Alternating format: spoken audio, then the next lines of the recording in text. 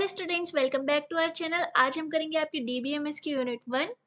तो आपकी यूनिट 1 में मैंने सारी इंपॉर्टेंट क्वेश्चंस पीवाईक्यूज अच्छे से एनालाइज करके इसमें डाले हैं। और अगर आपको और भी यूनिट्स के ऐसे ही क्वेश्चन चाहिए तो कमेंट ज़रूर करना। एंड एडिशनली इस वीडियो के अलावा अगर आपका अच्छा रिस्पॉन्स आता है और अगर आप चाहते हो तो यूनिट 1 से और क्वेश्चंस भी बनाने की कोशिश करेंगे।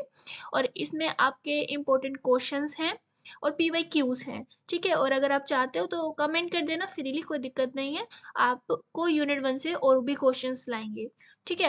एंड अब आपका बात आती है डा की, तो डा की ऑलरेडी पूरी प्लेलिस्ट ऑलरेडी अपलोडेड है चैनल पे।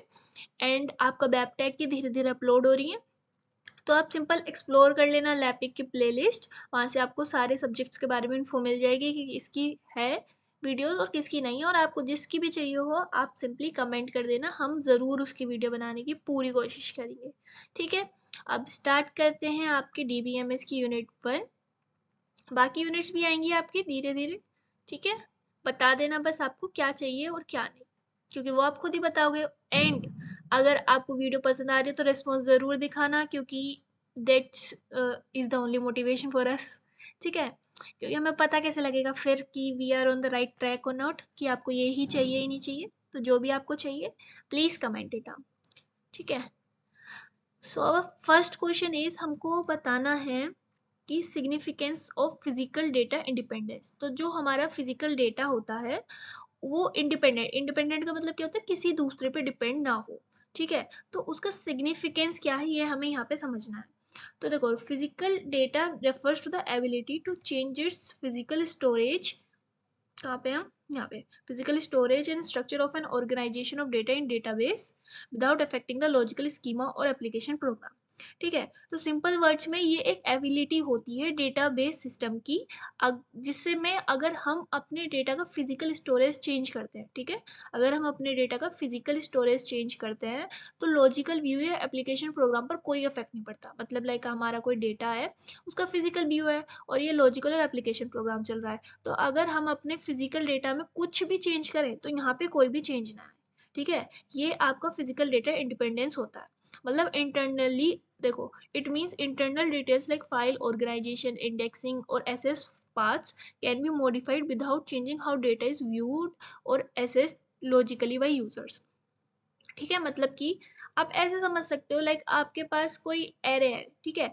आप उसको नम वेक्टर में भी स्टोर कर सकते हो और एरे में भी स्टोर कर सकते हो, लेकिन आपका जो कम साइज का, ठीक है, ज़्यादा साइज के में तो दिक्कत हो जाती है।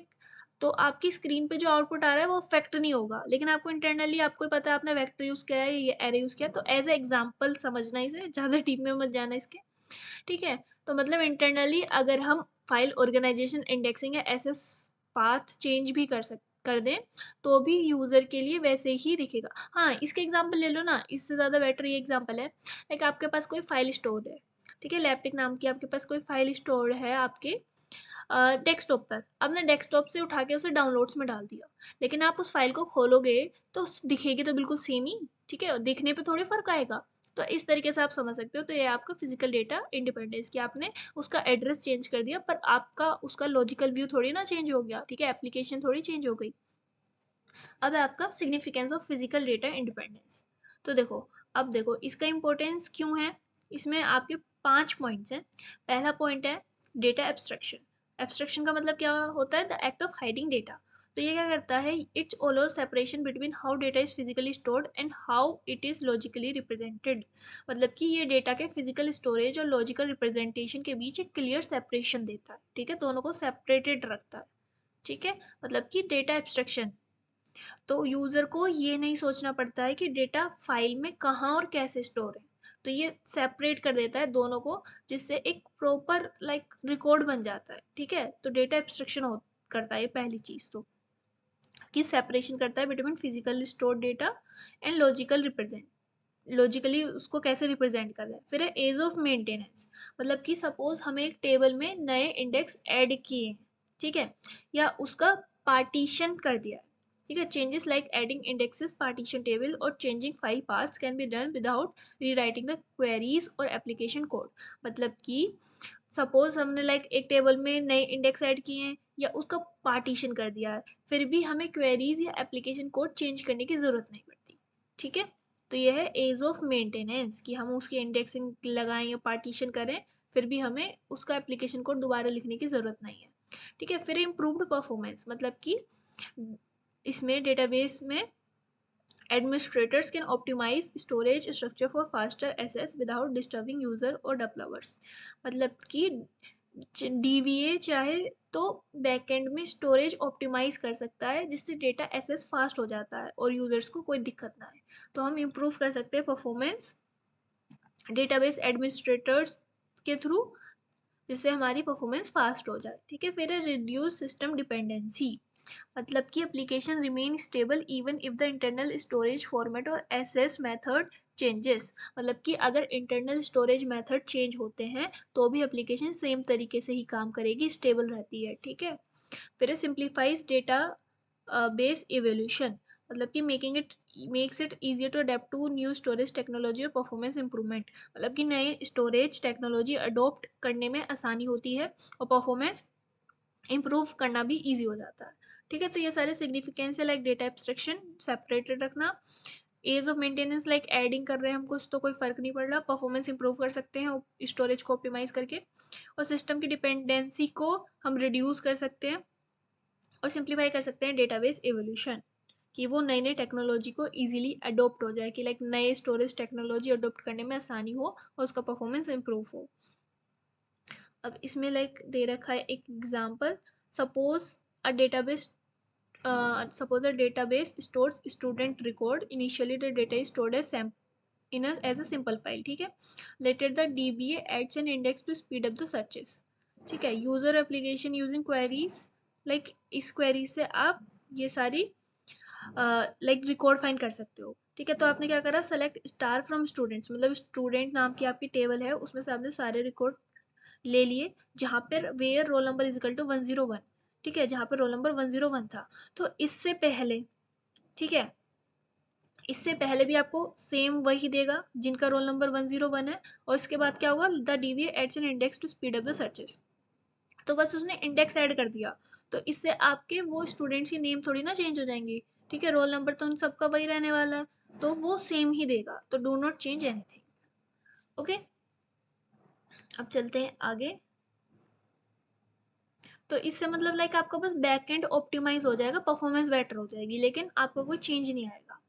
फिर आपका list the 4 functions of dBA मतलब आपका डेटाबेस एडमिनिस्ट्रेटर के हमें 4 फंक्शन बताने हैं, तो ये देख लेते हैं। तो DBA database administrator is responsible for managing maintaining and securing the database system to ensure efficient and reliable operation. मतलब कि जो हमारा डीबीए है वो रेस्पॉन्सिबल होता है मैनेज करने के लिए, मेंटेन करने के लिए, ठीक है, मैनेज करने के लिए, मेंटेन करने के लिए, सिक्योर करने के लिए हमारा डेटाबेस सिस्टम को, जिससे हमारी एफिशिएंसी बढ़े और हमारा जो ऑपरेशन है वो रिलायबल हो। ठीक है, तो इसके की फंक्शंस क्या हैं ये देख लेते हैं। पहला है database design and implementation, the DBA helps in designing the database, ठीक है, अकॉर्डिंग टू ऑर्गेनाइजेशनल नीड्स। फिर defines tables, relationship constraints and normalization levels, implements the database using an appropriate database management system. तो देखो पहला क्या point है कि जो हमारा डेटाबेस डिजाइन एंड इम्प्लीमेंटेशन है, तो ये डीबीए डेटाबेस के स्ट्रक्चर को डिजाइन करता है। ठीक है, डिजाइन करता है। ओके, टेबल्स को, रिलेशनशिप्स को, कॉन्स्ट्रेंट्स को डिफाइन करेगा। फिर दूसरा है नॉर्मलाइजेशन। ठीक है, जेशन मतलब कि नॉर्मलाइजेशन लेवल्स डिसाइड करता है ताकि डेटा रिडेंडेंसी कम हो, रिडेंडेंसी मतलब लाइक कॉपी डेटा। ठीक है, फिर तीसरा है लाइक और फाइनली डेटाबेस को डीबीएमएस में इम्प्लीमेंट करता है। ठीक है, फिर है इम्प्लीमेंटेशन। ठीक है, डिजाइन को मेंटेन करता है डेटाबेस के, ठीक है, और फिर नॉर्मलाइजेशन करता है, नॉर्मलाइजेशन के लेवल को डिसाइड करता है, और लास्ट इम्प्लीमेंटेशन करता है हमारा डीबीएमएस में, मतलब डेटाबेस को डीबीएमएस में इम्प्लीमेंट करता है। फिर आपका डेटाबेस सिक्योरिटी एंड ऑथोराइजेशन मतलब कि control users access to the database, एक सेकेंड, हाँ, control users access to the database through authentication and authorization. मतलब कि ये इंश्योर करता है कि सिर्फ ऑथोराइज्ड यूजर ही डेटा एक्सेस कर सकें, और ऑथेंटिकेशन और ऑथोराइजेशन हैंडल करता है। ठीक है। फिर है आपका assign privileges and role to different users to protect data from authorized unauthorized access. मतलब कि रोल्स और प्रिविलेज असाइन करता है, मतलब लाइक कौन सा यूजर कौन सा डेटा एक्सेस कर सकता है, उसको रीड कर सकता है, राइट कर सकता है, एडिट कर सकता है। फिर ensure data confidentiality and compliance with security policies, मतलब कि डेटा कॉन्फिडेंशियल मेंटेन करता है, डेटा की कॉन्फिडेंशियलिटी मेंटेन करता है और सिक्योरिटी पॉलिसीज को फॉलो करता है। ठीक है, कराता है मतलब लाइक। फिर आपका डेटाबेस बैकअप एंड रिकवरी, ये आपका नाम से पता लग रहा है आपको बैकअप और रिकवरी के लिए यूज होगा ये। ठीक है, ये क्या करेगा, आपका रेगुलर बैकअप्स बनाएगा, जिससे आप खोया हुआ डेटा, अपनी खोई हुई यादाश्त की तरह आप अपना खोया हुआ डेटा वापस ले सकते हो। ठीक है, तो रेगुलर बैकअप्स क्रिएट करता है ताकि अगर सिस्टम फेल हो जाए डेटा लॉस ना हो। ठीक है, अगर आपका सिस्टम आपको धोखा दे दे, ठीक है, तो आपका जो भी डेटा है वो लॉस ना हो। फिर है आपका plans and test recovery strategies to store database quickly after any failure, मतलब कि अगर कोई भी फेलियर हो जाता है तो आपके पास रिकवरी स्ट्रेटजीज होंगी, मतलब रिकवरी स्ट्रेटजीज प्लान और टेस्ट करते हैं ताकि डेटा जल्दी रीस्टोर कर सकें। ठीक है, तो उसके पास आपकी रिकवरी स्ट्रेटजीज होंगी कि आपका बाई चांस लॉस जो हो गया है तो उसको आप कैसे इजीली रिकवर कर सकते हैं। फिर आपका डेटाबेस परफॉर्मेंस एंड मॉनिटरिंग, तो ये परफॉर्मेंस और मॉनिटरिंग से रिलेटेड होगा। एंड ट्यूनिंग, ठीक है, तो ये क्या है, monitor system performance, identify slow queries and bottlenecks, मतलब कि ये क्या करता है कि सिस्टम की परफॉर्मेंस मॉनिटर करता है। ठीक है, कि सिस्टम कैसे काम कर रहा है, कितनी स्पीड से काम कर रहा है, और स्लो क्वेरीज को आइडेंटिफाई करता है।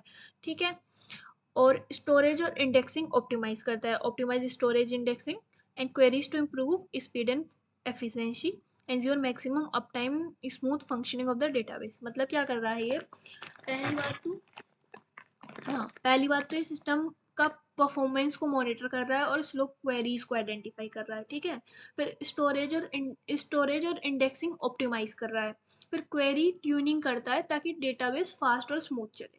ठीक है, क्वेरी को ट्यून करता है जिससे फास्ट और स्मूथ चले, और सबसे इम्पोर्टेंट है कि मैक्सिमम अप टाइम मेंटेन करता है। ठीक है, मैक्सिमम अप टाइम मेंटेन करता है। तो क्या थे चार, पहला था आपका, एक से, हाँ, पहला था आपका डिजाइन इम्प्लीमेंटेशन से रिलेटेड। ठीक है, फिर सिक्योरिटी से रिलेटेड, फिर बैकअप एंड रिकवरी, और फिर आपका परफॉर्मेंस एंड मॉनिटरिंग। तो आपका डीबीए क्या क्या करता है, डिजाइन, ठीक है, डिजाइन वाला पार्ट, और फिर आपका ऑथोराइजेशन सिक्योरिटी के लिए।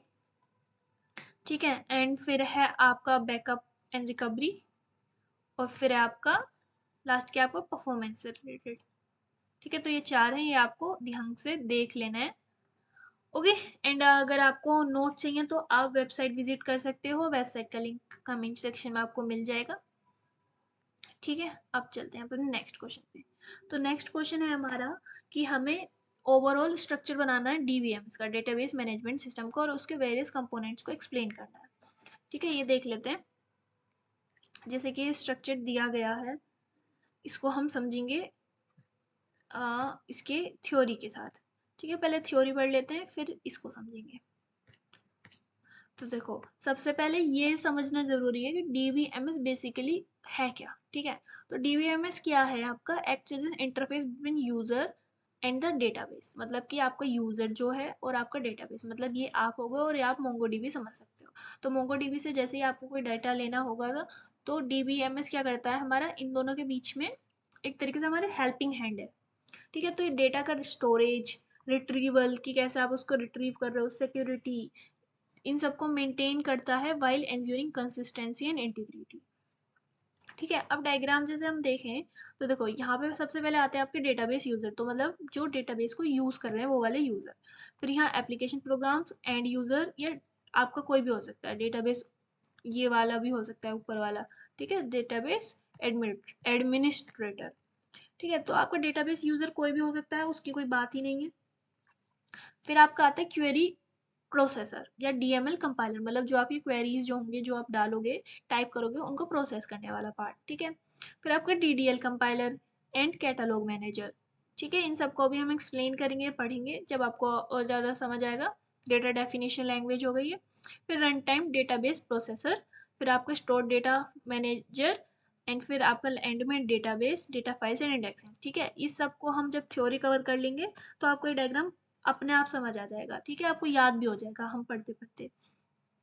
तो देखो, सबसे पहले आपका क्वेरी प्रोसेसर, मतलब कि ये वो पार्ट होता है जो यूजर की क्वेरीज को इंटरप्रेट और एग्जीक्यूट करता है। ठीक है, ये क्या होता है, interprets and executes database queries, convert user queries into series of low level instructions. मतलब देखो, कंप्यूटर को क्या समझ आता है, लो लेवल लैंग्वेज।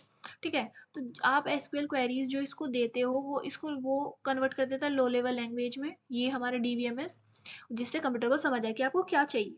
ठीक है, आपकी लैंग्वेज तो वो समझ नहीं पाता कि आप कौन सी, आपको जैसे चाहिए कि रोल नंबर जिनका 101 है मेरे को उनका डेटा दे दो, तो वो नहीं समझ पाएगा। तो आप क्वेरी लिखोगे कि select star from students where roll number is equal to 101, तो वो एसक्यूएल क्वेरी को क्या इसमें कन्वर्ट कर देगा, लो लेवल लैंग्वेज, मतलब बाइनरी नंबर में। ठीक है, फिर उसको समझ के वो आपको डेटा दे देगा। तो ensure data retrieval is efficient and optimise, तो इसका मेन पर्पज ये है। और इसके दो मेन कंपोनेंट्स होते हैं, डीएमएल और क्वेरी ऑप्टिमाइजर। तो डीएमएल क्या होता है, ये डेटा मैनिपुलेशन लैंग्वेज क्वेरीज होती हैं जो क्वेरीज को ट्रांसलेट करती हैं, जैसे सेलेक्ट, इंसर्ट, अपडेट। ठीक है, क्वेरी ऑप्टिमाइजर क्या करता है, ये डिटरमाइन करता है most efficient way to execute a query. मतलब कि कोई भी क्वेरी है तो मोस्ट एफिशिएंट वे क्या होगा उस क्वेरी को एग्जीक्यूट करने के लिए, ये वो बताता है।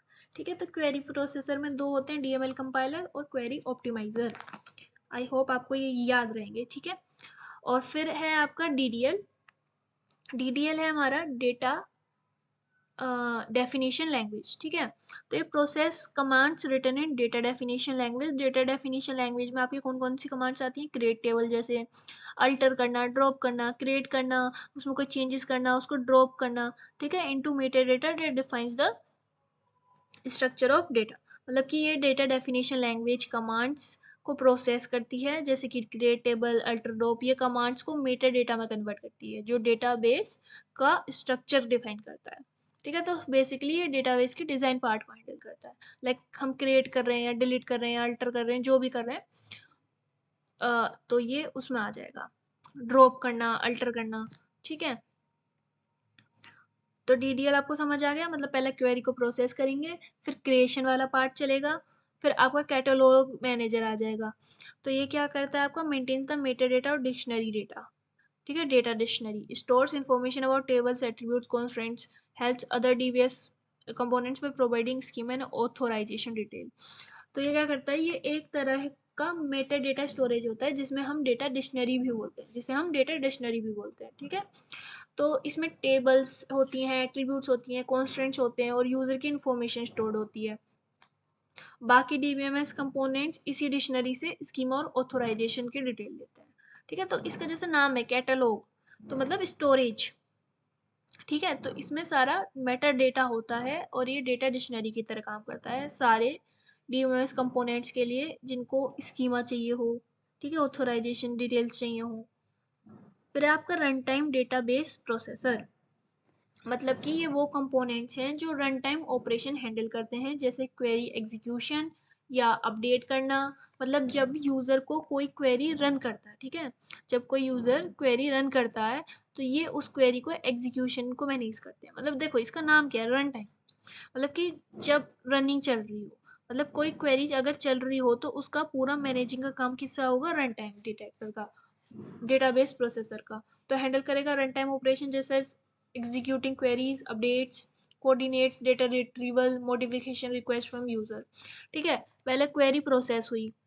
ठीक है, फिर डीडीएल से वो डिज़ाइन पार्ट हुआ, फिर कैटलॉग से स्टोर हुआ, फिर जब वो चल रही है तो वो run time data base processor में आई, फिर स्टोर डेटा मैनेजर।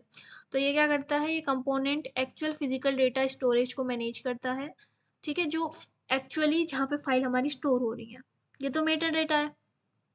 ठीक है, तो एक्चुअली फाइल हमारी जहाँ पे स्टोर हो रही है उनका फाइल ऑर्गेनाइजेशन, इंडेक्सिंग, ठीक है, डेटा बफरिंग, और अगर कभी सिस्टम क्रैश हो जाए तो ये डेटा रिकवरी भी इंश्योर करता है। ठीक है, फिर आपका एंड में है डेटाबेस जो आपका एक्चुअल डेटा स्टोरेज है ये, और ये आपका फाइनली ये पार्ट है जहाँ पर आपका एक्चुअल डाटा स्टोर होता है फाइल, इंडेक्सेस और लॉग्स के फॉर्म में।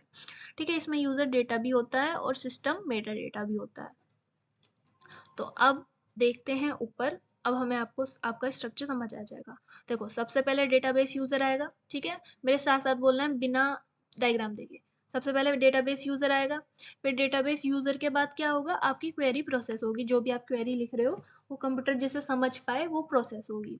उसमें प्रोसेस होने के बाद आपका एक मेटा डेटा क्रिएट होगा, वो आपका किसके में आ जाएगा, कैटलॉग मैनेजर में आएगा। उससे पहले आपकी क्वेरी प्रोसेस होने के बाद उसका डिज़ाइन वगैरह चेक होगा डीडीएल से, ठीक है। क्वेरी प्रोसेस हुई, डीडीएल से आपकी डिज़ाइन बनी, मेटा डेटा क्रिएट हो गए, कैटलॉग मैनेजर में चला गया। फिर आपकी क्वेरी प्रोसेस हो रही है तो रन टाइम डेटाबेस प्रोसेसर में गई, फिर आपका स्टोरेज में आ गई, ठीक है, जहाँ पे आपकी ऑर्गेनाइजेशन होगी, इंडेक्सिंग होगी, बफरिंग होगी, और फिर मेन डेटाबेस में आ गई, ठीक है। डेटा यूजर ने क्वेरी दी, क्वेरी प्रोसेस हुई, डीडीएल में गई, ठीक है, कैटलॉग मैनेजर में, रन टाइम डेटाबेस प्रोसेसर में, स्टोर डेटा मैनेजर में, और फिर डेटाबेस में, ठीक है। अब चलते हैं नेक्स्ट क्वेश्चन पे।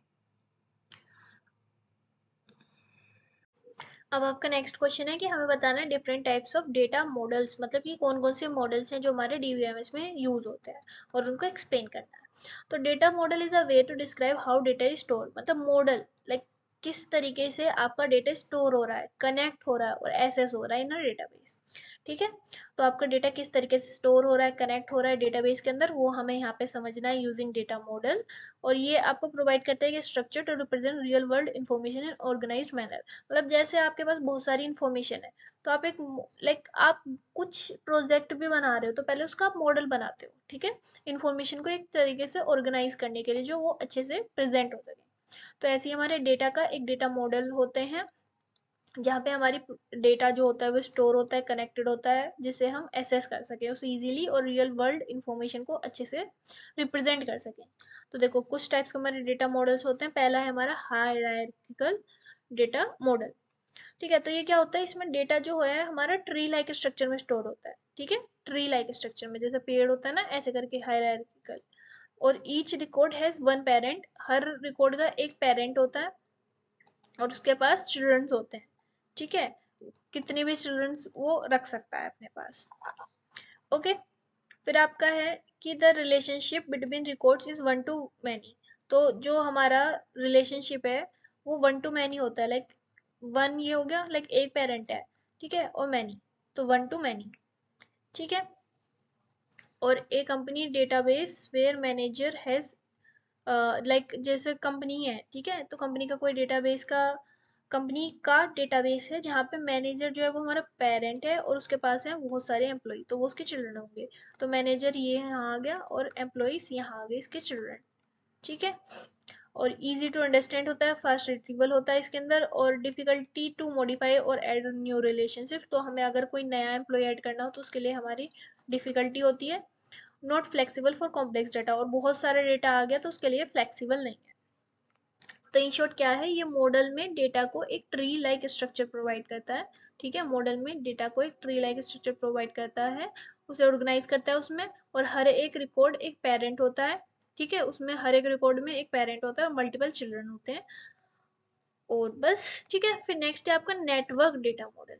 तो नेटवर्क डेटा मॉडल क्या होता है, this model is similar to hierarchical model but allow many to many relationship, तो उसमें तो वन टू मैनी था, ठीक है, वन टू मैनी था, इसमें मैनी टू मैनी है, ठीक है। नेटवर्क डेटा मॉडल, तो a record can have multiple parent and multiple children, data is connected using pointers, तो इसमें डेटा हमारा कनेक्टेड होता है यूजिंग पॉइंटर, और उसमें था ट्री लाइक स्ट्रक्चर, ठीक है।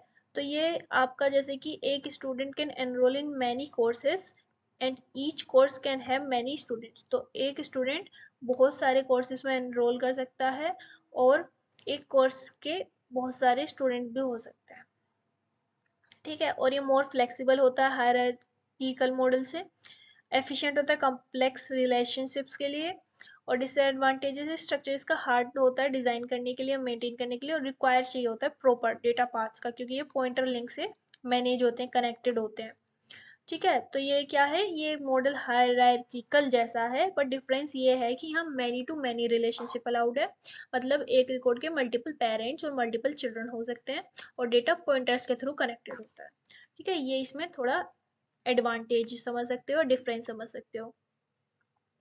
और फिर इसके एडवांटेजेस हमने पढ़ लिए, फिर अब आता है आपका relational data model.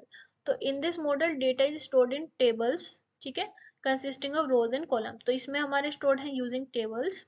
Each row represent a record and each column represent an attribute. तो हमारा जो रो है उसको हम रिकॉर्ड बोलेंगे, आर से आर देख लेना, और कॉलम का एट्रीब्यूट बोलेंगे। और रिलेशनशिप जो हमारे एस्टेब्लिश होती है वो एस्टेब्लिश होती है यूजिंग प्राइमरी, यूजिंग कीज, ठीक है, लाइक प्राइमरी की, फॉरेन की। तो रिलेशनल डेटाबेस क्या होता है आपका, ये सबसे कॉमन है, ठीक है, और पॉपुलर भी है। इस मॉडल में डेटा टेबल्स जो है हमारी वो लाइक डेटा जो है आपका टेबल्स के फॉर्म में होता है, जिसमें रोज को आप बोलते हो रिकॉर्ड और कॉलम को बोलते हो आप एट्रीब्यूट। तो हर रो का एक रिकॉर्ड होती है और हर कॉलम एक एट्रीब्यूट होती है। और रिलेशनशिप हमारी कीज के थ्रू एस्टेब्लिश होती है इसमें। जैसे कि आपका एक स्टूडेंट टेबल है, ठीक है, आपकी कोई स्टूडेंट टेबल है और आपके पास जो कोर्स है, एक स्टूडेंट टेबल इधर है और कोर्स टेबल इधर है, और ये दोनों आपस में लिंक होंगी स्टूडेंट आईडी से, ठीक है। तो यहाँ पे स्टूडेंट आईडी है और यहाँ पे आपकी स्टूडेंट टेबल है और कोर्स टेबल है। तो स्टूडेंट आईडी से दोनों टेबल लिंक होती हैं। तो इसमें इसके एडवांटेजेस क्या है, सिंपल टू अंडरस्टैंड है, ठीक है, easy to update, add, delete, ठीक है, एसक्यूएल से आप इजीली उसमें ऐड कर सकते हो, अपडेट कर सकते हो, डिलीट कर सकते हो। और डेटा इंडिपेंडेंसी प्रोवाइड करता है, जो हमने ऊपर पढ़ा था। डिसएडवांटेजेस क्या है, स्लो है ज़्यादा बड़े डेटा के लिए, ठीक है, कंपेयर टू हायरार्किकल और मॉडल नेटवर्क्स। तो ये इसमें सिमिलरिटी थी और इसकी कुछ एडवांटेजेस थी। अब आपका आता है ईआर मॉडल, ठीक है। ईआर मॉडल क्या है, एंटिटी रिलेशनशिप मॉडल। तो this model represents data using entities, attributes and relationships, ठीक है। तीन मेन चीजें इसकी याद रखना, एंटिटीज, एट्रीब्यूट्स एंड रिलेशनशिप। तो used mainly for database design, conceptual stage के लिए, ठीक है, बिफोर इम्प्लीमेंटेशन। तो जब हमारा इम्प्लीमेंट नहीं हुआ है जो भी हम बना रहे हैं, तो जब हमारा एंटिटी रिलेशनशिप मॉडल यूज होता है, जहाँ पे हम यूज करते हैं entities, attributes and relationship. Entities represent object, ठीक है, जो हमारी एंटिटीज हैं वो हमारी रिप्रेजेंट करती हैं ऑब्जेक्ट्स को। Relationship represents connection among them, ठीक है, एंटिटीज हमारी ऑब्जेक्ट हो गई, रिलेशनशिप उन दोनों के बीच का रिलेशनशिप, ठीक है। और इस जैसे कि इसकी एग्जांपल है, स्टूडेंट एनरोल्स इन अ कोर्स। तो एक स्टूडेंट ने एक कोर्स में एनरोल किया है, जिसमें student and course are entities, और एनरोल्स जो है वो रिलेशनशिप है, ठीक है। तो स्टूडेंट एक आपका ऑब्जेक्ट है, कोर्स आपका एक ऑब्जेक्ट है, और एनरोल्स आपका रिलेशनशिप है। तो ये है एंटिटी रिलेशनशिप मॉडल। तो आप इजीली विजुअलाइज कर सकते हो। Helps in logical data base design. तो लॉजिकली आप उसको कैसे डिजाइन करते हो तो आपको ज़्यादा ईजी रहेगा। जैसे यहाँ पे लिख रहा है ना, स्टूडेंट एनरोल्स इन अ कोर्स, तो आपको क्लियरली दिख रहा है कि दो एंटिटी हैं, स्टूडेंट और कोर्स, और एनरोल्स हमारा रिलेशन है। फिर आपका आता है डिसएडवांटेज। तो डिसएडवांटेज क्या है इसकी, कि can not be implemented directly, must be converted into relational model. तो आप इसको इसको टेबल और रोज वाले जो हमने ऊपर पढ़ा है रिलेशनल मॉडल, उसमें ही कन्वर्ट करना पड़ेगा, इसको डायरेक्टली इम्प्लीमेंट नहीं कर सकते, ठीक है। फिर है आपका ऑब्जेक्ट ओरिएंटेड डेटा मॉडल। तो ऑब्जेक्ट ओरिएंटेड लैंग्वेज से आप क्या समझ सकते हो, जो लैंग्वेज ऑब्जेक्ट के अराउंड रिवॉल्व करती हो। तो ऑब्जेक्ट ओरिएंटेड डेटा मॉडल क्या होगा, the model combines object oriented programming with database concept. तो आपकी ऑब्जेक्ट ओरिएंटेड प्रोग्रामिंग को डेटाबेस कंसेप्ट के साथ जब हम मिला देते हैं, ठीक है, तो ये मॉडल कॉम्बाइन करता है ऑब्जेक्ट ओरिएंटेड प्रोग्रामिंग और डेटाबेस कंसेप्ट। तो यहाँ डेटा और फंक्शंस दोनों ऑब्जेक्ट के अंदर स्टोर होते हैं, ठीक है। Data and function are stored together as object, ठीक है, दोनों एक ऑब्जेक्ट के रूप में स्टोर होते हैं। और इसमें वो सारी प्रिंसिपल, ऊप्स वाली प्रिंसिपल ये फॉलो करता है। इनहेरिटेंस हो गया, लाइक पेरेंट्स से एक्वायर करना प्रॉपर्टीज बाय चाइल्ड। एनकैप्सुलेशन हो गया, हाइडिंग करना डेटा की, ठीक है। पॉलीमॉर्फिज्म हो गया, एक चीज को बहुत सारे फॉर्म्स में दिखाना। तो ये हो गया ऑब्जेक्ट ओरिएंटेड मॉडल। जैसे कि आपका एक कार है, वो एक ऑब्जेक्ट है, जिसके पास आपका कलर हो सकता है, मॉडल हो सकता है, फंक्शन हो सकता है, ठीक है। तो ये सुटेबल होता है कॉम्प्लेक्स एप्लीकेशन के लिए, like CAD, multimedia, AI, follow करता है कोड और डेटा का जो यूज। और डिसएडवांटेज है कि मोर कॉम्प्लेक्स होता है रिलेशनल मॉडल से, और ज़्यादा यूज नहीं होता ट्रेडिशनल बिजनेस डेटा में, ठीक है। तो कौन कौन से मॉडल हमने पढ़ लिए एक बार देख लेते हैं। पहले हमने पढ़ा हायरार्किकल, जिसमें हमारा ट्री लाइक स्ट्रक्चर होता है। फिर हमने पढ़ा नेटवर्क डेटा मॉडल, जो हमारा हायरार्किकल का ही फर्दर वर्जन है, क्योंकि हायरार्किकल में वन टू मैनी होता है, इसमें मैनी टू मैनी होता है, और पॉइंटर से हम यूज करते हैं। फिर आपका आता है रिलेशनल डेटा मॉडल, जिसमें हम रोज एंड कॉलम यूज करते हैं। रोज को हम रिकॉर्ड बोलते हैं और रोज को, कॉलम को हम एट्रीब्यूट। फिर एंटिटी रिलेशनशिप, जिसमें आपकी एंटिटीज होती हैं और उनके बीच रिलेशनशिप इस्टेब्लिश होता है। और फिर आपका ऑब्जेक्ट ओरिएंटेड डेटा मॉडल, जिसमें आपका जो भी डेटा एंड फंक्शन होते हैं वो ऑब्जेक्ट के फॉर्म में स्टोर होते हैं। ठीक है, moving on to our next question. Next question है हमारा कि हमें बताना है कि state the procedural DML and non procedural DML with their differences. तो ये दोनों क्या होते हैं, इन दोनों को देख लेते हैं। तो डीएमएल क्या होता है, सबसे पहले तो ये जानना जरूरी है। तो डीएमएल का फुल फॉर्म है, डीएमएल का फुल फॉर्म है डेटा मैनिपुलेशन लैंग्वेज। ठीक है, तो ये बेसिकली डेटाबेस के अंदर का डेटा को रिट्रीव करना, इंसर्ट करना, अपडेट करना, डिलीट करना, ठीक है, करने के लिए यूज होती है। मतलब कि जब भी हम डेटा के ऊपर कोई ऑपरेशन परफॉर्म करते हैं तो वो डीएमएल के थ्रू होता है। ठीक है, डेटा के ऊपर डेटा के ऊपर ऑपरेशन, ठीक है, तो हाँ वो होता है डीएमएल के थ्रू। ठीक, डीडीएल क्या था हमारा, डेटा डेफिनेशन लैंग्वेज, जिसमें हम डिफाइन करते थे, डिजाइन करते थे। ठीक है, डीएमएल क्या है हमारा, जब हमें कोई ऑपरेशन परफॉर्म करना हो डेटा के ऊपर, जैसे इंसर्ट करना हो, रिट्रीव करना हो, डिलीट करना हो। ठीक है, दो टाइप का होता है, प्रोसीजरल और नॉन प्रोसीजरल। दोनों में क्या डिफरेंस है देख लेते हैं। तो देखो, प्रोसीजरल में क्या होता है, प्रोसीजरल डीएमएल में यूजर बताता है कि क्या डेटा चाहिए और कैसे उसे लाना है। ठीक है, in procedural DML the user specify what data is needed and how to get it. मतलब क्या चाहिए और कैसे लाना है। तो user must define the sequence of operation to access data, it requires knowledge of database structure. तो देखो, अगर यूजर ही बता रहा है कि डाटा क्या डाटा लाना है और कैसे लाना है, तो उसको नॉलेज होनी तो पक्का मस्ट ही है। ठीक है, तो इसमें थोड़ी टेक्निकल नॉलेज भी चाहिए होती है, क्योंकि आपको बताना होता है कैसे लाना है। ठीक है, जैसे कि हम रिलेशनल अलजेब्रा यूज कर रहे हैं, ठीक है, तो हमें मैनुअली स्पेसिफाई करना पड़ता है कि पहले कौन सा रिलेशन लेना है, ठीक है, फिर कौन सा ज्वाइन लगाना है और कौन सी कंडीशन अप्लाई करनी है। तो step by step control based procedure होता है। जैसे कि इसने लिखा फैच नेम, तो पहले करेगा फैच, ठीक है, फिर fetch name and image, sorry, fetch name and age from students. तो ये पहले नेम और एज को फैच कर लेगा स्टूडेंट्स के अंदर से। ठीक है, स्टूडेंट टेबल के अंदर से नेम और एज फैच कर लिया। ठीक है, इसने बता दिया कि मुझे क्या चाहिए था और कैसे उसे करना है। तो फैच करने के बाद फिर where marks is greater than 80, तो जहाँ पे भी मार्क्स ग्रेटर देन 80 हैं, ठीक है, उनके नेम और एज को ये प्रिंट कर देगा। तो here the user specify the exact step to fetch the required data. ठीक है, तो जहाँ पे भी मार्क्स हमारे 80 से वो है, वहाँ का नेम और एज ये प्रिंट कर देगा। फिर आता है आपका नॉन प्रोसीजरल डीएमएल। तो देखो, ये क्या होता है, in non procedural DML the user specify what data is required but not how to get it. मतलब ये तो बताता है कि क्या चाहिए, पर कैसे, कैसे चाहिए ये नहीं बताता। ठीक है, उसका ये फ्रीडम दे देता है। तो डीएमएस जो है, डीबीएमएस क्या है हमारा, ऑटोमेटिकली लाइक वो चूज कर लेता है कि कौन सा बेस्ट पाथ है चीज़ों को लाने के लिए। तो एक ईजियर होता है, मोर यूजर फ्रेंडली होता है। ठीक है, तो इसमें जैसे इसने लिख दिया सेलेक्ट नेम, ठीक है, name age from student where marks is greater than 80। तो अब हमने ये नहीं बताया कि इंटरनली कैसे फैच करना है, इंटरनली कैसे सर्च करना है। ठीक है, इंडेक्स यूज होगा या सिक्वेंशियल स्कैन होगा, तो ये सब डीबीएमएस खुद हैंडल करेगा। तो इन दोनों में डिफरेंस क्या है, लाइक प्रोसीजरल में क्या होता है, user specify what data is needed how to get it. ठीक है, इसमें बस बताता है कि क्या चाहिए कैसे चाहिए, ये नहीं बताता। ठीक है, फिर इसमें क्या है, प्रोसीजरल में क्या है कि आपकी नॉलेज होनी जरूरी है। ठीक है, जब भी तो आप बताओगे कि कैसे मिलेगा, इसमें knowledge of only logical structure चाहिए, कि मतलब बस बेसिक नॉलेज। ये ज़्यादा कॉम्प्लेक्स होता है, लेस यूज़र फ्रेंडली होता है, क्योंकि थोड़ा हार्ड होता है तो यूज़र क्यों ही यूज़ करेगा। ठीक है, सिंपलर होता है, इजी टू यूज़ होता है। और ये ज़्यादा, ये वाला जो है ना, ये ज़्यादा कंट्रोल देता है यूज़र को, क्योंकि देखो वो बता रहा है कि कैसे डेटा मेरा रिट्रीव हो रहा है। ठीक है, और क्या चाहिए मुझे, तो यूज़र के पास तो ज़्यादा कंट्रोल है ही। और इस वाले में क्या है कि डीबीएमएस हमारा डिसाइड करता है best way to access the data. इसके एग्जांपल रिलेशनल अलजेब्रा, इसका एसक्यूएल। ठीक है, प्रोसीजरल समझ आ गया और नॉन प्रोसीजरल समझ आ गया, मतलब ये कैसे दे रहा है, कहाँ से ला रहा है।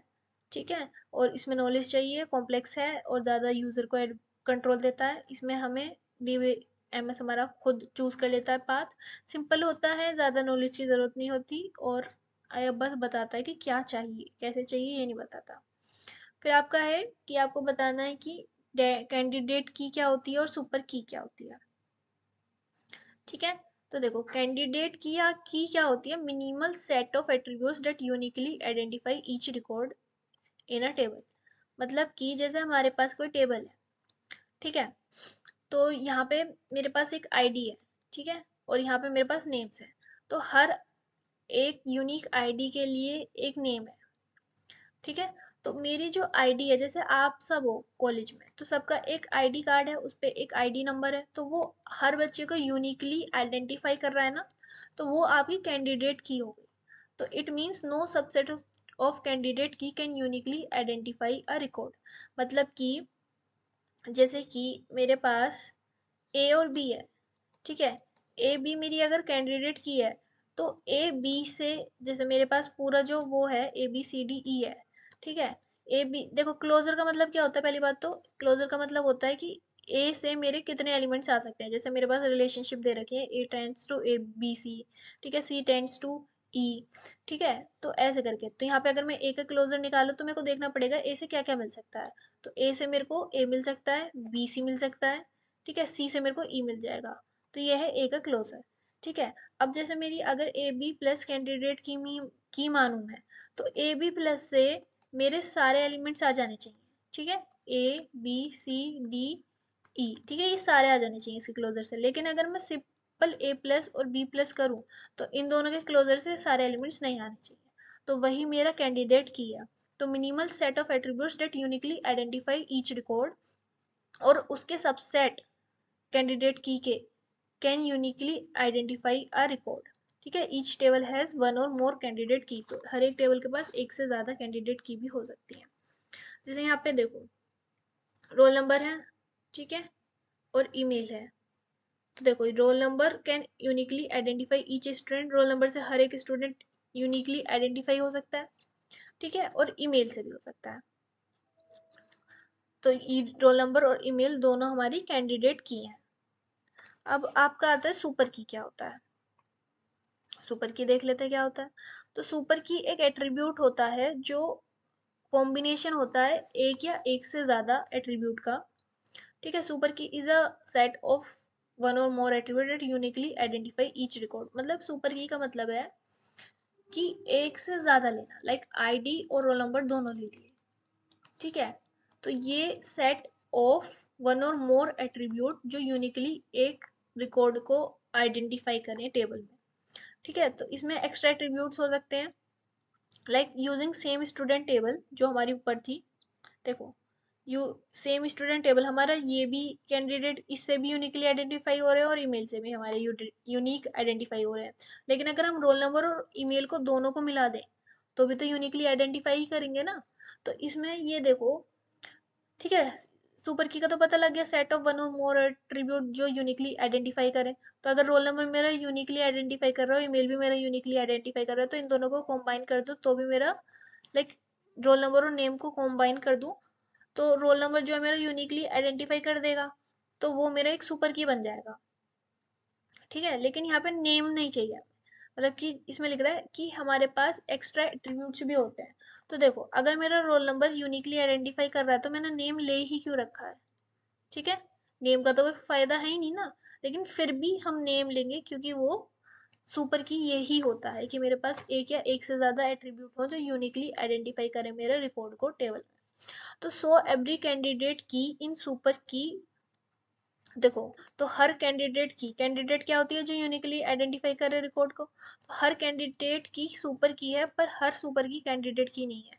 क्योंकि इसमें देखो रोल नंबर तो कैंडिडेट की है, पर नेम मेरी कैंडिडेट की थोड़ी है, क्योंकि मेरे को नेम से यूनिकली नहीं मिल रही है सारी चीजें, ठीक है। नेम तो सेम भी हो सकता है दो बच्चों का, इसीलिए, ठीक है। तो अगर मैं दो कैंडिडेट की को आपस में कॉम्बाइन कर दूं, या एक कैंडिडेट की का एक, जो एक नॉन कैंडिडेट की है उसके साथ कॉम्बाइन कर दूं, तो भी वो सुपर की बन जाएगी, ठीक है। मतलब सुपर की का, कैंडिडेट की का किसी भी की के साथ कॉम्बिनेशन इज सुपर की, ठीक है।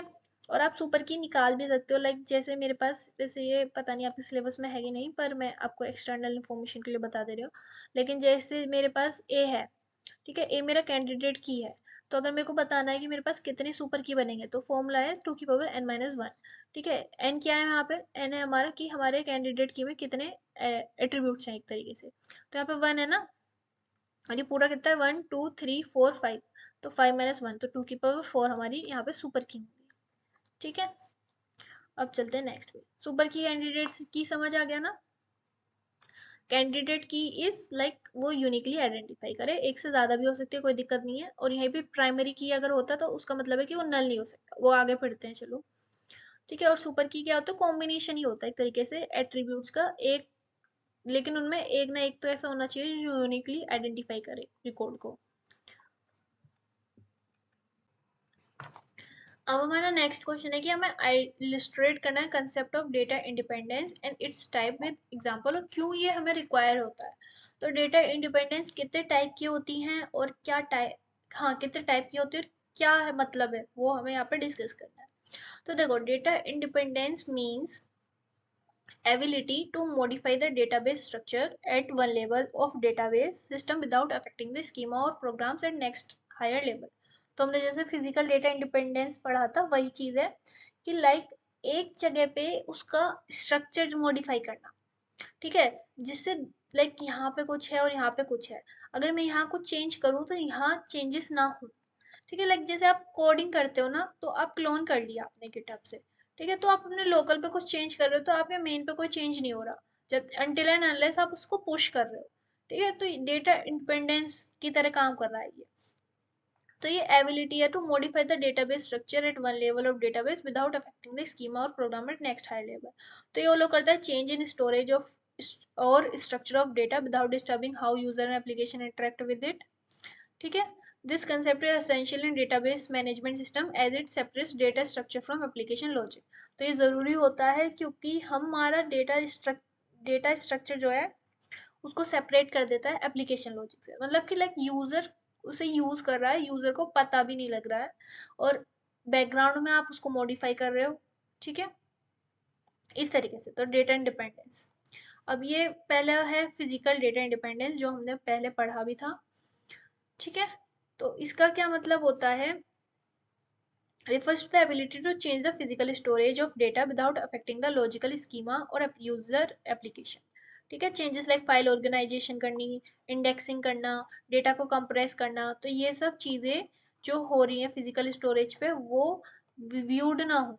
ठीक है, इस तरीके से ये वाली इंडिपेंडेंस इस काम आती है। तो एग्जांपल है like if a database admin changes how student record are stored, कि हम उसे सीक्वेंसली स्टोर कर रहे हैं या इंडेक्स फाइल के थ्रू स्टोर कर रहे हैं, तो देखो, चाहे सीक्वेंसली स्टोर करें चाहे इंडेक्स फाइल के थ्रू स्टोर करें, जब आप डेटा को रिट्रीव करोगे तो आपको मिलनी तो चीज सेम ही है। लाइक आप जो स्टूडेंट हैं, ठीक है, नंबर ऑफ स्टूडेंट मान लो, ठीक है, या फिर ऐसे स्टूडेंट मान लो जिनका नंबर जो है 80 से ज़्यादा है, तो चाहे आप ABC से इंडेक्सिंग कर रहे हो चाहे आप 1 2 3 से इंडेक्सिंग कर रहे हो, ये वाला चीज़ तो मेरे को नेम ऑफ स्टूडेंट ही देगी ना जिनकी मार्क्स ग्रेटर देन 80 है। तो फिजिकल स्टोरेज का फर्क नहीं पड़ा मेरा लॉजिकल स्कीमा पर। ठीक है, तो ये आपकी फिजिकल हो गई। फिर है आपका लॉजिकल डेटा इंडिपेंडेंस। तो लॉजिकल डेटा इंडिपेंडेंस क्या होता है हमारा, ज़्यादा ऊपर हो गया। लॉजिकल डेटा इंडिपेंडेंस क्या होता है, refers to the ability to change the logical structure like adding removing attributes और टेबल। ठीक है, without affecting the external view और यूजर प्रोग्राम, मतलब कि आप ऐड कर रहे हो रिमूव कर रहे हो टेबल्स को या एट्रीब्यूट्स को, तो वो एक्सटर्नल व्यू पे ना शो हो। तो ये प्रोवाइड करता है flexibility to modify the conceptual schema without disturbing how user access data. मतलब कि ये होता है कंसेप्चुअल लेवल पे, मतलब कि हम डेटाबेस के लॉजिक डिजाइन में चेंज कर सकते हैं बिना उस यूजर व्यू को अफेक्ट किए हुए। ठीक है, एग्जांपल जैसे कि अगर हमने स्टूडेंट टेबल में एक नया कॉलम ऐड किया जैसे कि फोन नंबर, ठीक है, if a new column phone number is added to student table, the existing queries do not use this column will still work as before. ठीक है, तो अगर हमने स्टूडेंट टेबल में एक नया कॉलम ऐड किया जैसे फ़ोन नंबर, तो पुरानी जो क्वेरीज हैं जिनमें फ़ोन नंबर यूज़ ही नहीं होता है तो वो एज इट इज़ ही चलेंगी ना, क्योंकि उन पे क्या ही फ़र्क पड़ेगा, जब वो फ़ोन नंबर को यूज़ ही नहीं कर रही और फ़ोन नंबर ऐड हो रहा है तो वो नॉर्मली चलेंगी। ठीक है, अब देखो, अगर आप किसी को जानते नहीं हो, ठीक है, होटल में हो, अगर आप किसी को जानते नहीं हो, कोई आ रहा है जा रहा है, आपको क्या फर्क पड़ रहा है? ठीक है, कोई नया मेंबर आ रहा है तो आपको क्या फर्क पड़ रहा है? तो वही आपका लॉजिकल डेटा इंडिपेंडेंस है। क्यों चाहिए? To allow smooth evolution of data without disturbing existing application, data को इजीली इवॉल्व करने के लिए बिना एप्लीकेशन कोड को बदले, ठीक है, और फिर मेंटेनेंस कॉस्ट को रिड्यूस करने के लिए, डेटा एब्स्ट्रैक्शन और सेपरेशन मेंटेन करने के लिए, जो हमने फिजिकल डेटा इंडिपेंडेंस में भी पढ़ा था, और फ्लेक्सिबिलिटी और अडेप्टेबिलिटी बढ़ाने के लिए डेटाबेस सिस्टम की। तो यहाँ पे आप वो सब पॉइंट्स लिख सकते हो जो हमने सबसे पहले वाले क्वेश्चन में पढ़ा था। अब चलते हैं हम नेक्स्ट, कि यहाँ पे हमें बताना है list any 4 disadvantage of file system approach over database approach. तो फाइल सिस्टम अप्रोच की डिसएडवांटेज बतानी है जो हमारी डेटाबेस अप्रोच पे लाइक जो हमारा डेटाबेस अप्रोच ज़्यादा बेटर है। तो traditional file system approach was used before database were developed, but it has several drawbacks as compare to modern DBMS. ठीक है, जब भी तो हमारा डीबीएमएस इंट्रोड्यूस हुआ, जब हमें कुछ ड्रॉबैक्स मिले। अब हम न्यू वर्जन क्यों लाते हैं? जब हमें पुराने में कुछ कमियां दिखती हैं, ठीक है, नहीं तो हम क्यों लाएंगे? तो देखो क्या क्या कमियां थी। पहली कमियां थी डेटा रिडेंडेंसी, ठीक है, एंड इनकंसिस्टेंसी। तो द सेम डेटा में be stored in multiple file location, तो इससे स्टोरेज ही तो बढ़ रहा है। तो जो डुप्लीकेशन हो रही है वो इनकंसिस्टेंसी पैदा कर रही है, जहाँ पे हमारी एक कॉपी अपडेट हो रही है तो दूसरी नहीं हो रही है। तो दो कॉपी पड़ी है और एक को अपडेट कर रहे हैं, दूसरों को नहीं और कर रहे हैं, तो ये तो धुमात हो गई ना। ठीक है, तो इस वजह से पहला रीजन ये धुआं करता था हमारा फाइल सिस्टम अप्रोच। ठीक है, तो जैसे कि एक स्टूडेंट का एड्रेस स्टोर है मल्टीपल डिपार्टमेंट्स में, ठीक है, तो अगर हम एक को अपडेट कर रहे हैं तो हो सकता है दूसरी अपडेट ना हो। ठीक है, तो एक स्टूडेंट का एड्रेस अलग अलग डिपार्टमेंट फाइल्स में अलग अलग लिखा हो सकता है, तो उसकी वजह से। तो पहला है आपका डेटा रिडंडेंसी एंड इनकंसिस्टेंसी। फिर है lack of data sharing and isolation, मतलब कि हर एप्लीकेशन का अपना डेटा होता है। ठीक है, डेटा इजीली शेयर नहीं होता था, टीम वर्क और इंटीग्रेशन मुश्किल था। Like data is scattered across multiple files formats making sharing between application difficult. ठीक है, each application has its own private files which reduces data accessibility, मतलब कि हर कोई इजीली एक्सेस नहीं कर सकता था क्योंकि डेटा हमारा स्कैटर्ड रहता था। ठीक है, फिर difficult data access and retrieval, मतलब कि डेटा को कैसे एसेस करें। डेटा एसेस करने के लिए कॉम्प्लेक्स कोडिंग लिखनी पड़ती थी। ठीक है, data is accessed using custom programs, even a small query requires complex coding. There is no high level query language like SQL, कोई ऐसी क्वेरी लैंग्वेज ही नहीं थी, तो यूजर को डिपेंड करना पड़ता था प्रोग्राम्स पे। ठीक है, फिर poor security and data integrity, मतलब कि फाइल सिस्टम में सिक्योरिटी या कॉन्स्ट्रेंट्स को इनबिल्ट, मतलब बिल्ट इन सिस्टम नहीं था उस टाइम।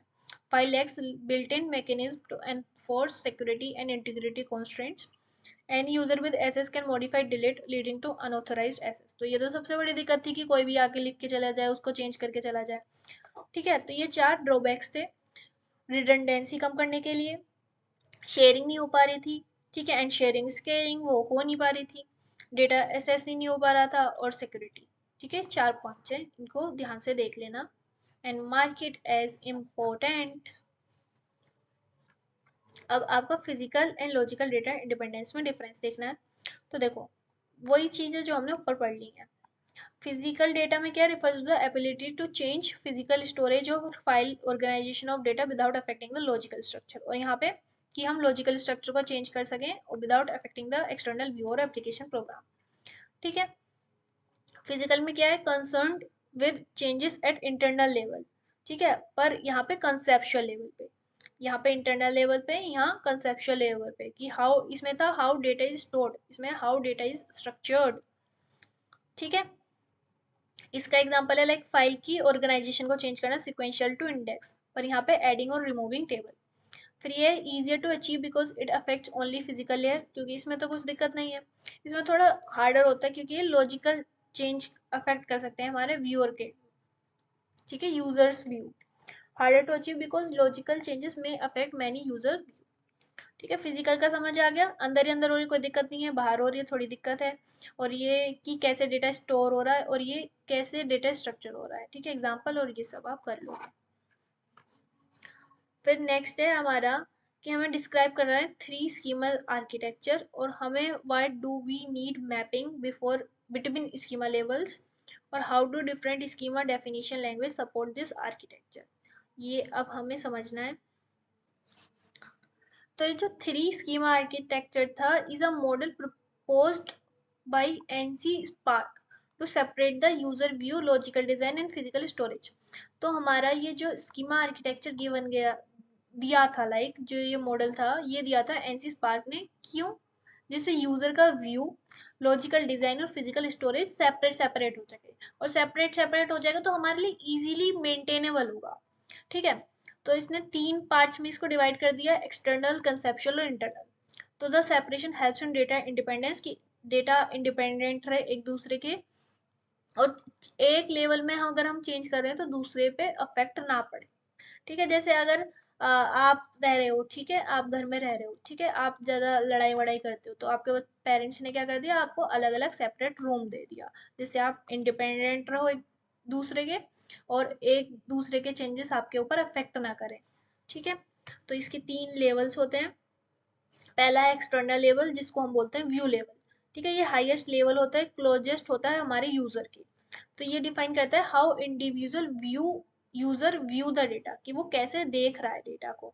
तो each user may have a different different view depending on their role, तो जो उनका रोल है उसके बेसिस पे, लाइक एडमिनिस्ट्रेटर होता है, स्टूडेंट होता है, टीचर होता है, तो उसका डैशबोर्ड अलग दिखता है एक स्कूल की वेबसाइट में। तो ये एक्सटर्नल लेवल होता है, व्यू लेवल। ठीक है, एक्सटर्नल मतलब आप समझ रहे हो एक्सटर्नल बाहर वाला, तो व्यू लेवल। तो जैसे कि student only see marks, a teacher can see marks of all student, मतलब कि एक स्टूडेंट सिर्फ अपने नंबर देख सकता है, लेकिन टीचर सारे स्टूडेंट के नंबर देख सकता है। तो इससे क्या होता है, सिक्योरिटी और कस्टमाइज्ड व्यूज। ठीक है, this level ensures data security and customised views. फिर आपका आता है कंसेप्चुअल लेवल, जो हमारा लॉजिकल लेवल होता है। तो ये लेवल डिस्क्राइब करता है कि what data is stored and relationship between data, तो क्या डेटा स्टोर कर रहे हैं और क्या रिलेशनशिप है डेटा के बीच में। ठीक है, it hides the details of how data is physically stored, तो ये सिर्फ मतलब लाइक लॉजिकल जो कैसे स्टोर कर रहे हैं और क्या रिलेशन है। ठीक है, क्या डेटा स्टोर कर रहे हैं और क्या रिलेशन है, ये शो करता है। और हाइड करता है कि फिजिकली कैसे स्टोर हो रहा है। तो ये बस table, attributes, keys and constants को डिफाइन करता है।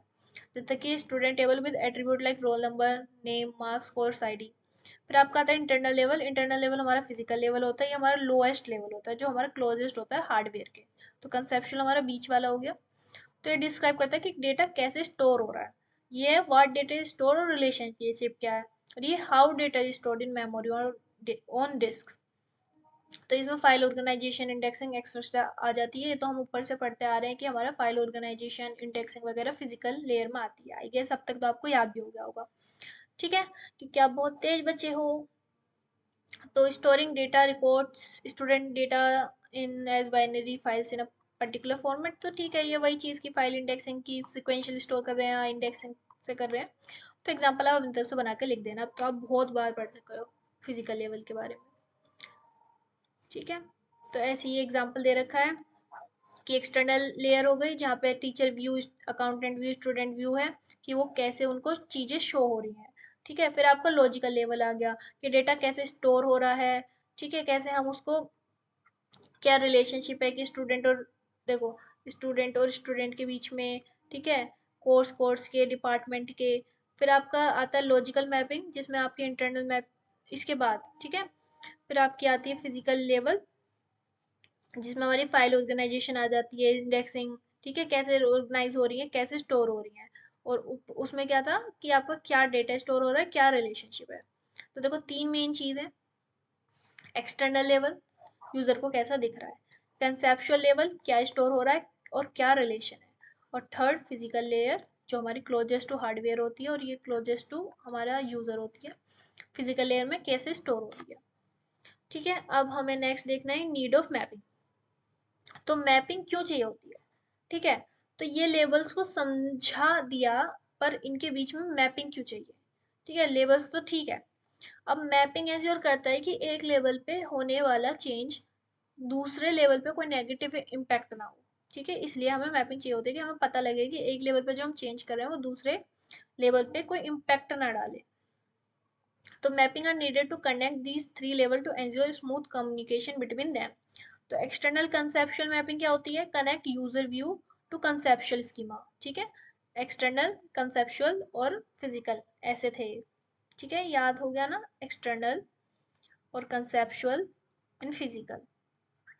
तो इन दोनों के बीच की मैपिंग, तो ये इन दोनों के बीच की मैपिंग है। Ensure that changes in conceptual schema, इसमें जो चेंजेस हम कर रहे हैं वो अफेक्ट ना करें हमारे यूजर के व्यू को। ठीक है, तो if a column name is change in database, ठीक है, तो user view remains the same because of this mapping. फिर आपका है दूसरा कंसेप्चुअल इंटरनल मैपिंग। तो ये है हमारा इन दोनों के बीच की मैपिंग। तो connects logical design to physical storage, तो ये इंश्योर करता है कि फिजिकल स्टोरेज इसमें नीचे वाले में देख रहे हैं हम। ठीक है, जैसे एक्सेप्शनल एक्सटर्नल कंसेप्चुअल था तो कंसेप्चुअल में चेंज कर रहे थे, ऐसे यहाँ पे कंसेप्चुअल इंटरनल तो इंटरनल में चेंज कर रहे हैं। तो इंटरनल में अगर हम कुछ चेंज कर रहे हैं, connect the logical design to, ये तो ठीक है। Ensure the changes physical storage like format change कर रहे हैं तो ये अफेक्ट ना करे हमारे लॉजिकल स्कीमा को। ठीक है, ये एग्जांपल दे रखा है वही वाला। अब मैपिंग हमारी क्यों क्यों चाहिए होती है? क्योंकि ये प्रोवाइड करती है डेटा इंडिपेंडेंस को। ठीक है, logical data and independence, change in conceptual level do not affect user view, तो वही चीज है। फिजिकल डेटा इंडिपेंडेंस देती है, change in physical do not affect logical structure. Mapping helps makes the database system flexible, easy to maintain and secure. ठीक है, सब चीज रिपीटेड है, कोई नई चीज नहीं है समझाने के लिए। फिर आपके होते हैं स्कीमा डेफिनेशन। ठीक है, different schema definition language are used at each level, तो हर लेवल पे डिफरेंट स्कीमा लैंग्वेज यूज होती है। लाइक इंटरनल स्कीमा, ये यूज होती है आपकी फिजिकल डेटा डेफिनेशन लैंग्वेज। ठीक है, इंटरनल, तो ये डिफाइन डिस्क्राइब करती है how data is physically stored, मतलब वही चीज आपके फिजिकल वाले में जो है वो आपको यहाँ लिख देनी है, बस नाम स्कीमा लगा के वो डेफिनेशन अलग बना दिए कि 3 टाइप के स्कीमा होते हैं, जिससे आप कंफ्यूज हो जाओ। नहीं तो सेम क्वेश्चन वही चलता आ रहा है कि फिजिकल इंटरनल और कंसेप्चुअल, मतलब एंड बाहर वाली एक्सटर्नल। ठीक है, तो इंटरनल स्कीमा हमारी फिजिकल डेटा डेफिनेशन लैंग्वेज, कैसे डेटा हमारे स्टोर हो रहा है। कंसेप्चुअल स्कीमा जो हमारे कंसेप्चुअल डीडीएमएल को सपोर्ट करे।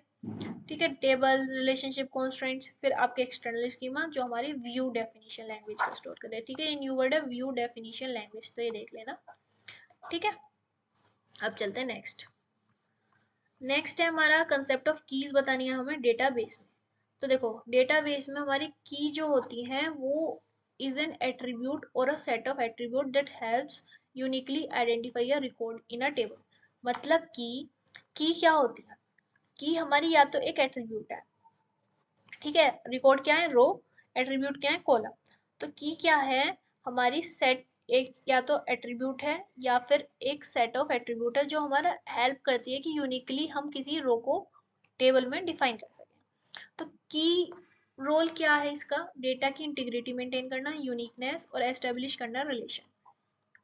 ठीक है, अब जैसे कि आप समझ सकते हो कि डेटाबेस के अंदर की बेसिकली एक एट्रीब्यूट या एट्रीब्यूट का सेट होती है, ये तो ठीक है, जो एक रिकॉर्ड को यूनिकली आइडेंटिफाई करती है, मतलब कि कोई दो रोज सेम की वैल्यू के साथ नहीं हो सकती। ठीक है, ये इंश्योर करता है कि डेटा इंटीग्रिटी और यूनिकनेस बनी रहे। अब टाइप्स ऑफ कीज देख लेते हैं। पहला है आपका प्राइमरी की, तो एक unique identifier for each record in a table, जो कि नल नहीं हो सकती है, ठीक है, और डुप्लीकेट भी नहीं हो सकता। तो मतलब यूनिक होगी और ये होगी जरूर, नल नहीं हो सकती। तो ये सबसे इंपॉर्टेंट की होती है। एक टेबल में सिर्फ एक प्राइमरी की होती है और इसमें डुप्लीकेट्स या नल वैल्यूज अलाउड नहीं होती है। मतलब इन शॉर्ट जो आपकी कैंडिडेट की होती है ना, वही कैंडिडेट की में अगर हम एक रेस्ट्रिक्शन लगा दें कि ये नल नहीं हो सकती तो वो प्राइमरी की बन जाएगी। ठीक है, अब जैसे कि ये student roll number name email, तो roll number can be a the primary key, क्योंकि रोल नंबर हर स्टूडेंट को यूनिक आइडेंटिटी देगा। फिर आपकी है candidate key, a minimal set of attribute that can uniquely identify each record, there can be multiple candidate key in a table but only one is chosen as primary key. तो देखो, बहुत सारी candidate की होती है सारी जो uniquely identify करें रिकॉर्ड्स को, इनमें से एक को हम प्राइमरी की बना देते हैं और बाकी सारी हमारी कैंडिडेट की बन जाती है। ठीक है,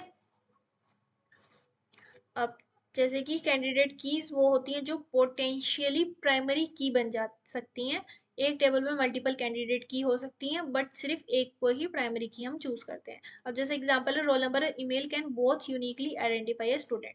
तो देखो, रोल नंबर और ईमेल दोनों स्टूडेंट को यूनिकली आइडेंटिफाई कर सकती हैं, तो दोनों कैंडिडेट की हैं, लेकिन हम एक को प्राइमरी की बना देंगे। जैसे कि हमने ये रोल नंबर को अगर हमने प्राइमरी की बना दी, तो ईमेल हमारा कैंडिडेट की है, ठीक है, और ईमेल को बना दी तो रोल नंबर हमारा कैंडिडेट की है। इन शॉर्ट, कैंडिडेट की में से एक प्राइमरी की सेलेक्ट कर लेते हैं और वो प्राइमरी की हो जाती है, और बाकी सारी कैंडिडेट की हो जाती है।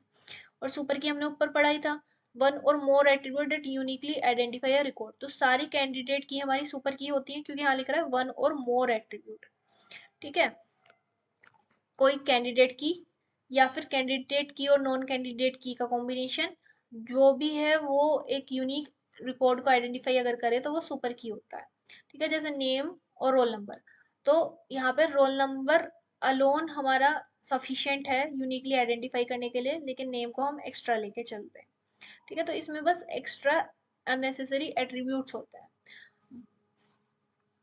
फिर हमारा फॉरेन की होता है। फॉरेन की क्या करता है, फॉरेन की एक, जैसे ये लिख रहा है establish link between two tables, मतलब कि फॉरेन की एक टेबल में दूसरे टेबल की प्राइमरी की को रेफरेंस करती है। ये दो टेबल के बीच का रिलेशनशिप है, मतलब कि ये मेरे पास टेबल है, ये मेरे पास टेबल है, तो इसमें कोई ऐसा रिलेशनशिप है जो इस टेबल से जुड़ा हुआ है और इन दोनों को ज्वाइन कर रहा है।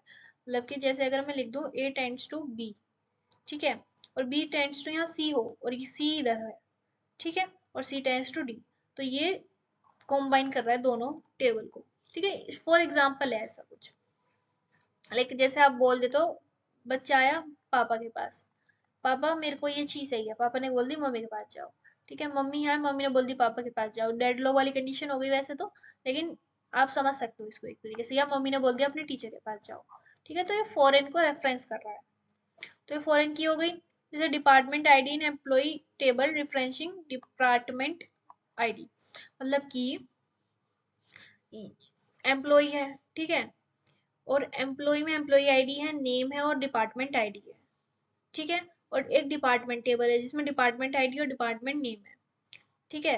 तो डिपार्टमेंट आईडी से ये वो हो रहे हैं, तो यहाँ एम्प्लॉय टेबल का डिपार्टमेंट आईडी फॉरेन की है जो डिपार्टमेंट टेबल की डिपार्टमेंट आईडी को रेफरेंस करता है, मतलब कि हमारा एम्प्लॉय टेबल में जो डिपार्टमेंट आईडी है वो फॉरेन की का काम कर रहा है इस डिपार्टमेंट टेबल की डिपार्टमेंट आईडी के लिए, ठीक है। अगर आपको अभी समझ नहीं आ रहा तो कोई ऐसी इशू वाली बात नहीं है, हम एग्जाम्पल के साथ समझ के देख लेंगे बाद में, ठीक है। फिर आपका आता है कंपोजिट की।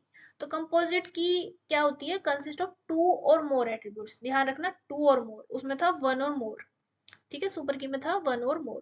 तो कंपोजिट की क्या होती है, टू और more attribute that uniquely identify या रिकॉर्ड, ठीक है। इन दोनों में डिफरेंस आप कंफ्यूज हो सकते हो कि दोनों सेम सेम सी हैं, वो हम देखते हैं। In a marks table student ID and student subject ID together form a composite key, ठीक है। अब इसमें देखो, मेन चीज तो इसमें अकेली भी हो सकती है, ठीक है, कंपोजिट की, ठीक है, इसमें अकेला भी एट्रीब्यूट्स हो सकता है जो यूनिकली आइडेंटिफाई करे, पर यहाँ पे टू और मोर मतलब दो का होना जरूरी है, तो दो ऐसे जो यूनिकली आइडेंटिफाई करे।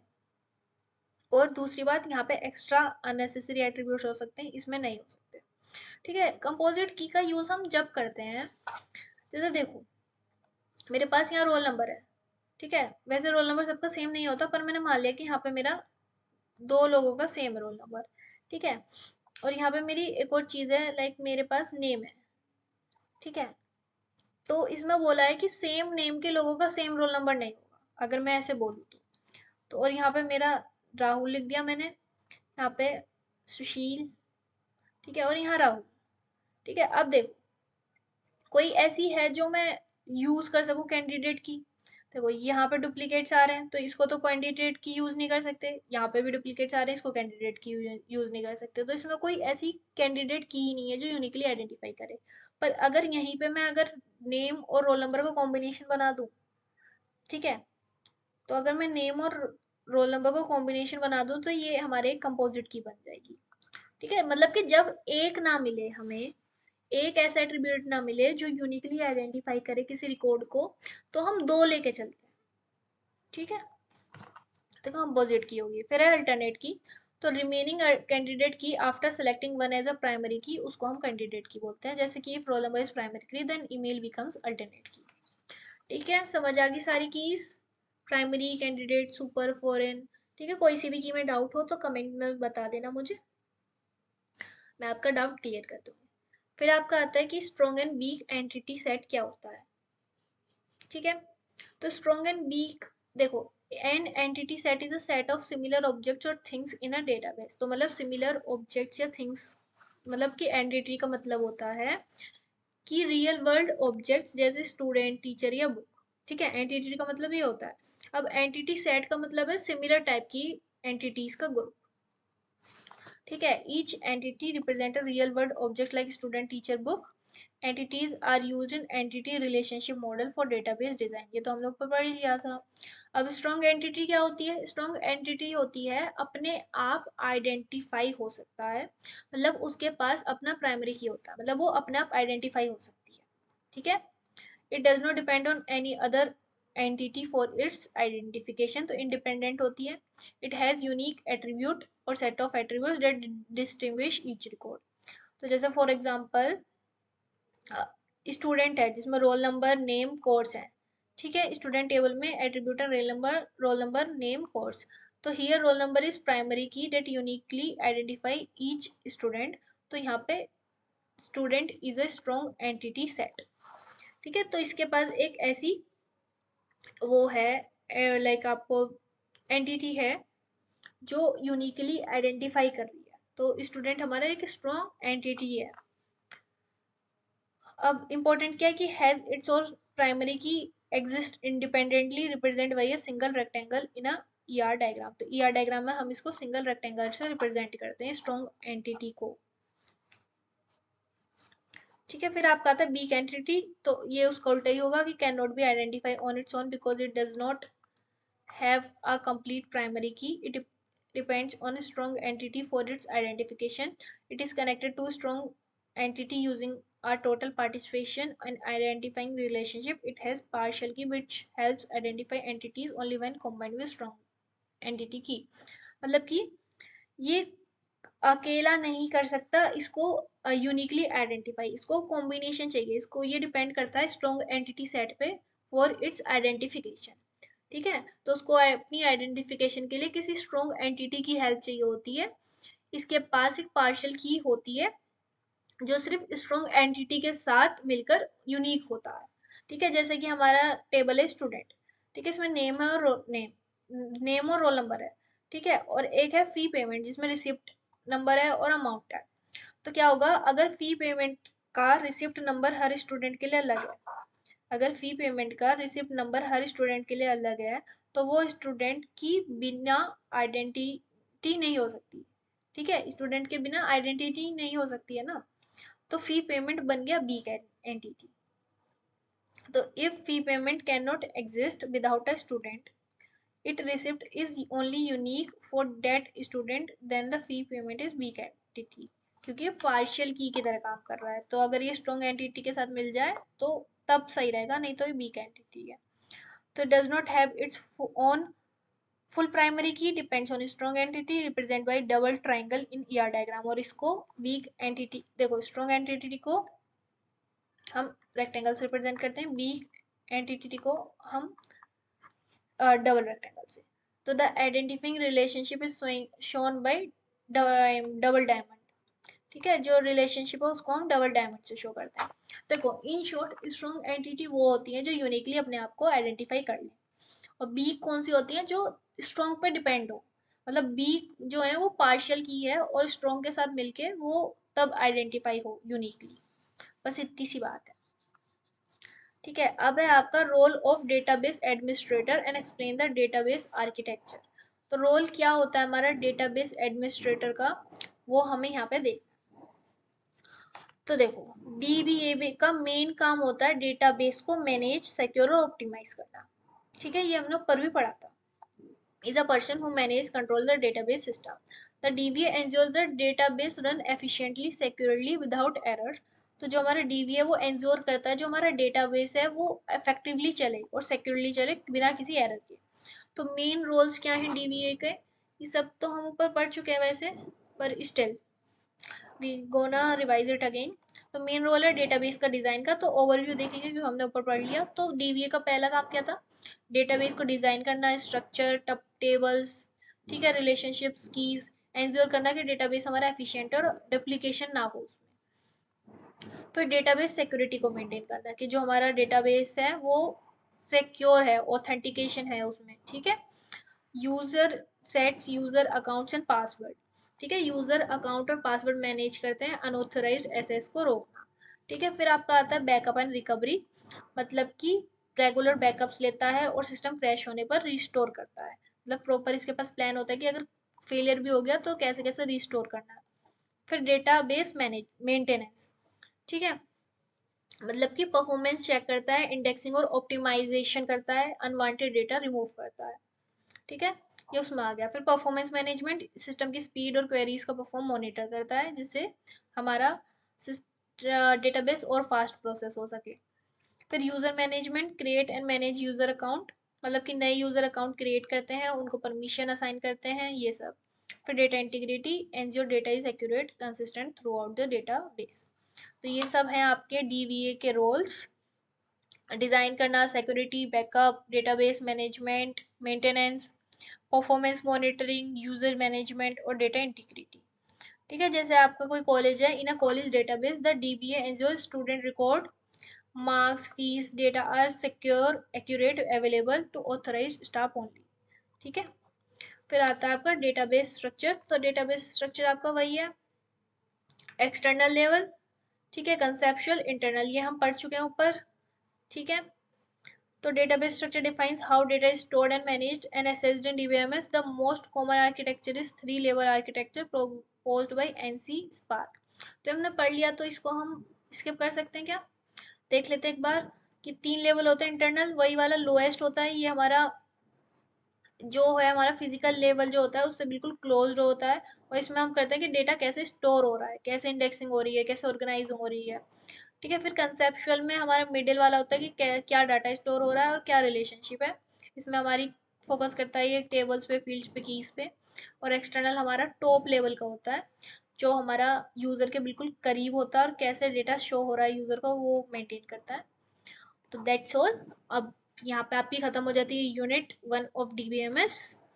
और बस कैसा रेस्पॉन्स था आपका बताना हमें, और क्या क्या आपको अगली वीडियो में चाहिए वो भी कमेंट कर देना। Thank you for watching, take care, bye bye.